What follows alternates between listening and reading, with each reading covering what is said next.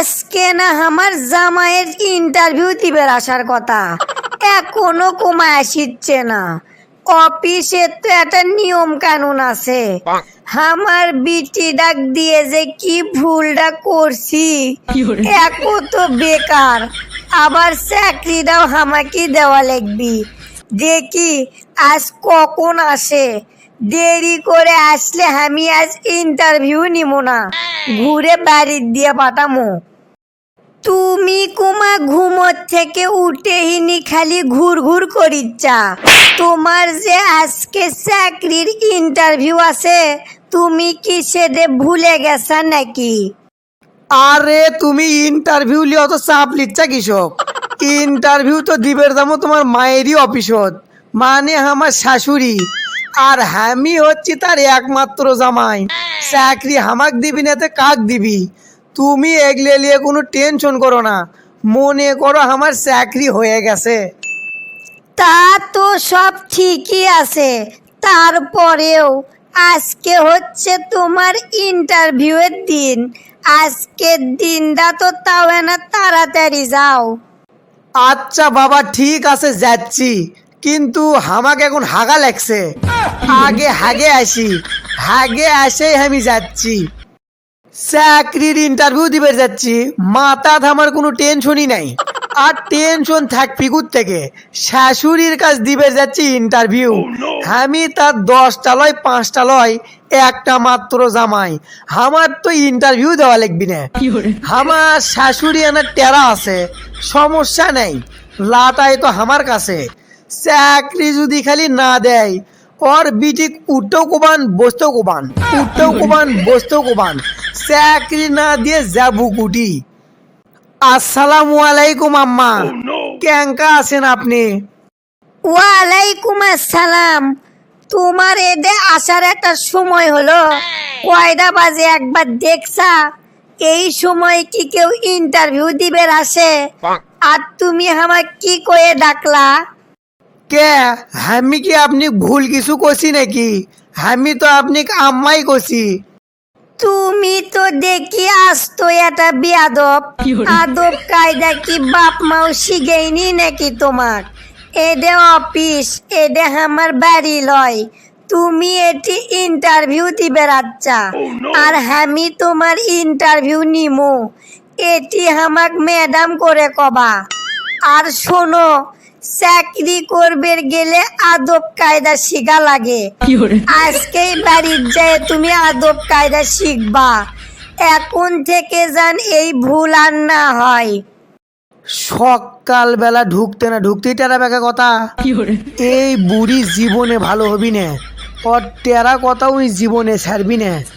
মাথাটাই আমার গরম করে দিল। এই সকালবেলা চিল্লে চিল্লি করলু না, আজ তো তোর বিটির খবর আছে। আচ্ছা ম্যাডাম, আমার ভুল হয়ে গেছে, আমি আর জীবনেও এই ভুল কাম করব না। আজকের পর থেকে আমি আদব কায়দা শিখে তারপরে আসমো, আপনি আমাকে মাফ করে দেন। আচ্ছা আচ্ছা ঠিক আছে, এই রকম ভুল কাজ আর কোনো দিনেও করবা না। এখন তুমি বসো, তোমার ইন্টারভিউ শুরু করমু। আচ্ছা শোনো, তোমার ইন্টারভিউ শুরু করার আগে তুমি তোমার সার্টিফিকেট গুলো দাও, আমি আনা দেখি। হ হ, আপনি ঠিকই করছেন, সার্টিফিকেট তো আমি অর্ডার দিছি, আসিচ্ছে।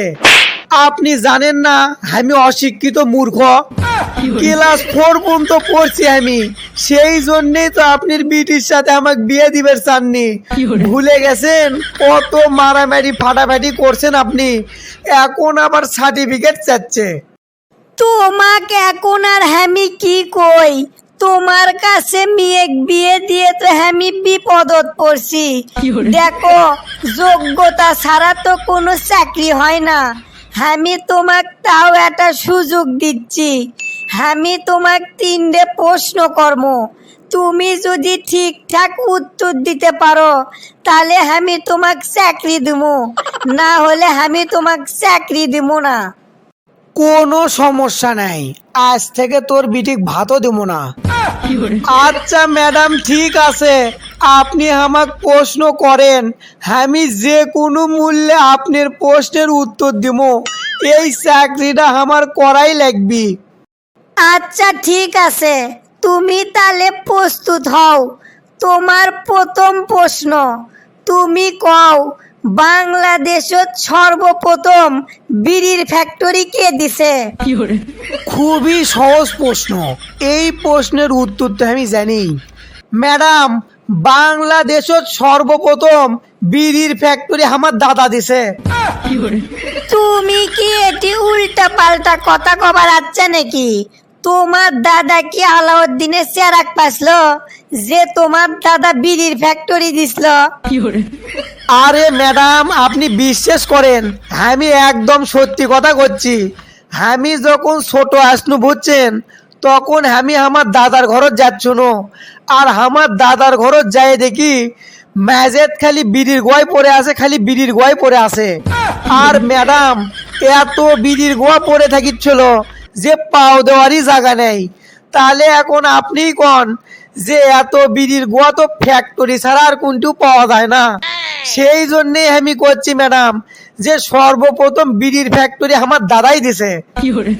তোমার এগুলো উল্টা পাল্টা যুক্তি হামাক দেখাইও না। তোমার উত্তর হয়নি, তুমি প্রথম প্রশ্নের উত্তরই ভুল দিছা। এখন তোমার দ্বিতীয় প্রশ্ন, এইবার তুমি কও বাংলাদেশের 1 নাম্বার শিল্পী কে? আপনি এটা একটা প্রশ্ন করলেন ম্যাডাম, এই প্রশ্নের উত্তর তো সারা বাংলাদেশ জানে। বাংলাদেশের 1 নাম্বার শিল্পী কে? ম্যাডাম, বাংলাদেশের 1 নাম্বার শিল্পী হচ্ছে হিরো আলম। তুমি কি আমার সাথে ফাজলেমো করিচ্ছা?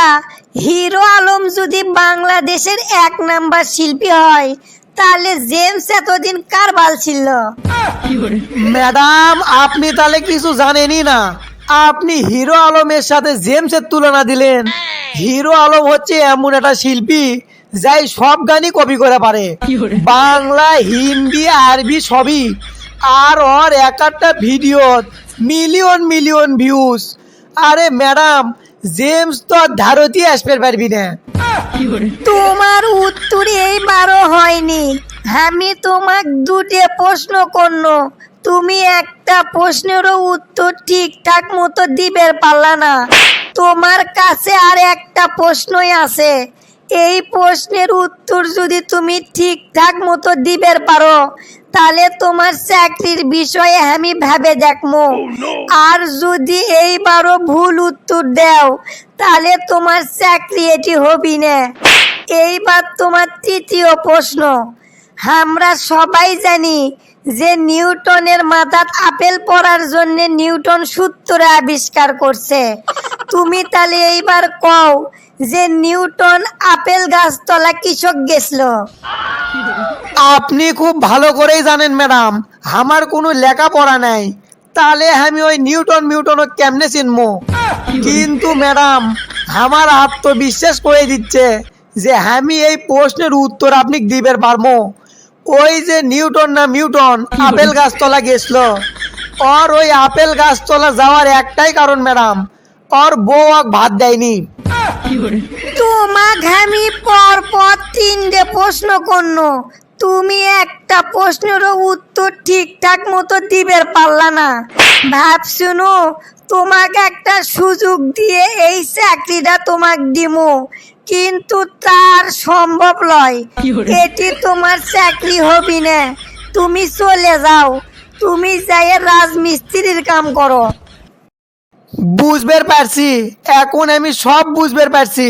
প্রশ্নের উত্তর ঠিক দিলেও ভুল হয়ে যাচ্ছে। তাছাড়া ওর বউ যদি ওকে ভাতি দিলনি, তাহলে ওই আপেল গাছতলা কার বাল তুলবে গেলনি। আর আমি এটাও আগে থেকেও জানি শুনো যে তুই আমাকে এই চাকরি দিবু না। তোর বিটি বিয়ে করার আগে থেকে আমাক তোর পছন্দ লয়, সেই জন্যে এই চাকরিটা তুই আমাকে দিলু না। আমি কি তোর ভাবছাপ কিছুই বুঝি না? তুমি কথাবার্তা এনা ঠিক করে কও, তুমি কাক কি করছা? তুমি কি ভুলে যাচ্ছা আমি তোমার শাশুড়ি? তুই চুপ করে থাক, তুই আমার বালের শাশুড়ি। তুই যদি আমার শাশুড়ি হলুনি তাহলে আমার চাকরিটা ঠিকই দিলুনি। তুই আমাকে আর চাকরি দিলু না, তাতে আমার কোনো দুঃখ নেই, কিন্তু এটাও ঠিক এই যে তুই আমাকে চাকরি দিলু না, আজ তোর বিটির খবর আছে।